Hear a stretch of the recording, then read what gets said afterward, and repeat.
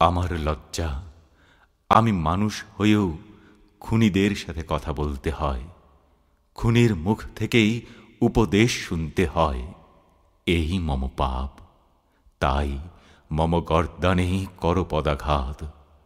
হে মা, মম মুখের উপর থুতু দিয়ে বলো, ছি ছি ছি, কিভাবে বলিস খুনির সাথে কথা। আমার লজ্জা, আমি মানুষ হয়েও রাজাকারদের সাথে পঞ্চায়েত করতে হয়, রাজাকারদের মুখ থেকে পয়গম্বরের বাণী শুনতে হয়। এই মম পাপ, তাই মম মাথায় জোরে লাথি মারো। হেমা, নির্দয়ে বলো, ছি ছি ছি, কিভাবে করিস রাজাকারদের সাথে পঞ্চায়েত।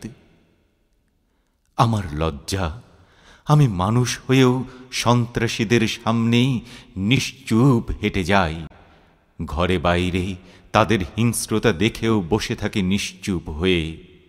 এই মম পাপ, তাই মম ললাটে কর পদাঘাত।